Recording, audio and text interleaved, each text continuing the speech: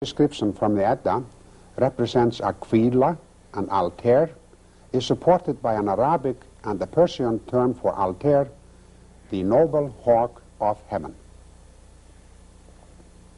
Despite its beauty, altar is indeed a spoil sport of sorts, since its rising heralds the storms of fall and early winter, terminating the sailing season and endangering those at sea.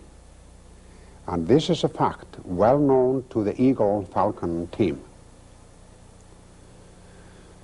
Then we have the two swans, again a plurality of kind, who are nourished at the spring of Erd. We see the swan, Cygnus, diving straight for the spring of Erd, or perhaps the marshes of Ur at the Persian Gulf. Higher up we may have the four hearts that browse in the branches of the ash, represented by Cassiopeia, which at one time had the role of a hind. Next we have to chase the sprightly little squirrel Ratatoskur, boring tusks, who, to quote our sources, runs up and down the ash carrying insults between the eagle and needhugger. That feature can be represented by the lovely little constellation Lacerta, the lizard. A meteor stream, the Lacertids, radiates from the Lacerta and may create a visual image of a dashing motion down the stem of the tree. Heimdallur, the god who sees all and hears all, and as the name implies, shines over all the world, is fittingly represented by the constellation Cepheus, as it is presented in this drawing. It is a figure of a man with outstretched arms in the posture of blessing. His head is in a coal sack, surrounded by the shiny Milky Way, which can give the impression of a halo or a rosary of daggers. Cepheus is a circumpolar constellation that never sets.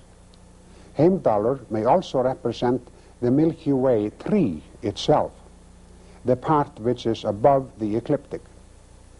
Thus he would span the 9 spheres of the Ptolemaic cosmos, which would be in keeping with his 9 mothers, all of whom were sisters. The Milky Way concept of Heimdallur may be implied in his name Hallinskithi, or sloping streak.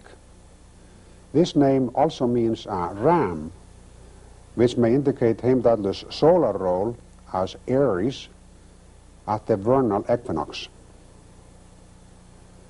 Heimdallur's trumpet, Gjallarhorn, is shown as Ursa Minor, the El Corno, trumpet or bugle of the Mediterraneans. The mansion, or zodiacal house of Heimdallur, is called Himinbjörg, mountain of heaven, according to the poem of Grímnismál as interpreted by Mr. Einar Pálsson of Iceland. This is indeed suitable as Heimdallur's zodiacal foothold, that is, the Milky Way in the sector of Scorpius.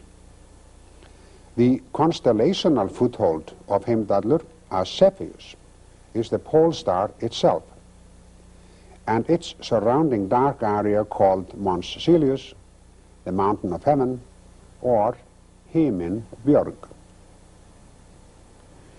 The ash of Yggdrasil is also called the splendid tree of measure. The Milky Way measures off the heavens in 2 halves between the spring and fall equinoxes, the seasons of seeding and reaping. Thus it metes out or measures the harvest, life and death, and it divides the year into summer and winter. Furthermore, the eastern edge of the Milky Way on the ecliptic, in the middle of the Sagittarius sector, marks the beginning of the Sea of Heaven by the star Nanki, called the proclamator of the waters by the Euphrateans.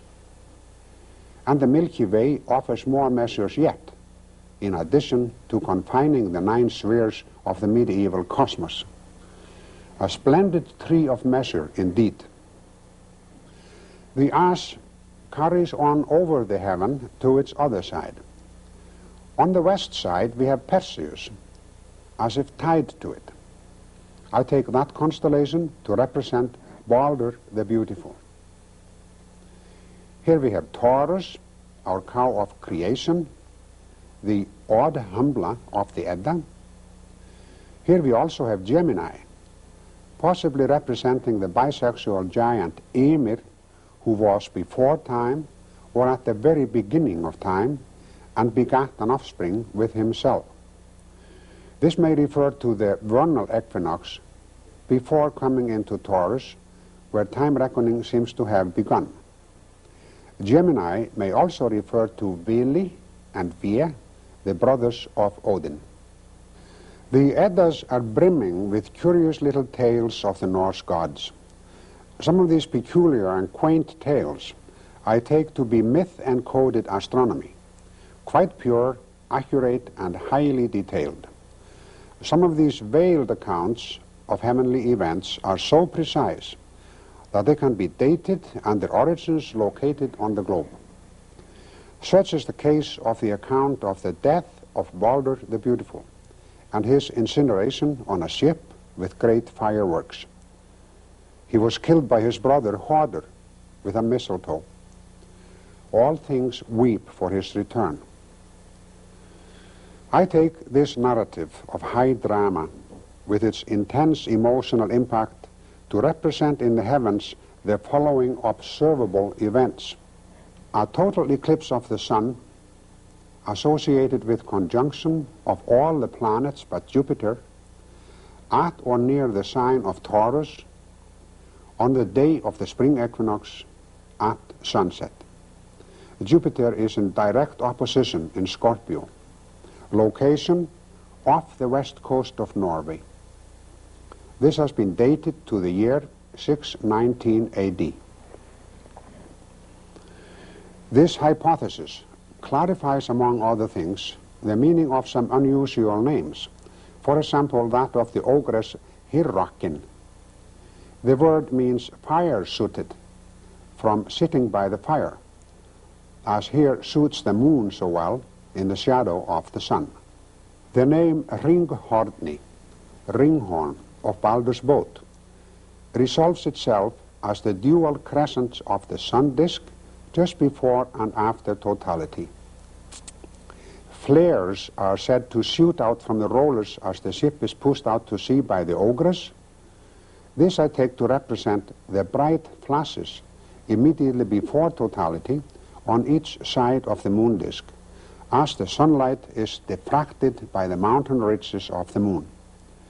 These flashes are called Bailey's beads, or a diamond ring of the sun-moon wedding, that is, eclipse.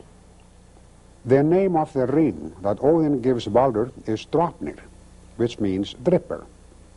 It is said, quote, that every 9th night there dripped off it 8 gold rings of equal value, unquote. This indicates the ring or circle of the sacral year of 72 5-day weeks plus 1, as interpreted by Mr. Einar Paulsson. The ring idea is visually reinforced by the sun-moon display of the diamond ring, and more forcefully so by a recent annular eclipse. There was an unusual number of various types of eclipses in the 7th century off the west coast of Norway. The Edda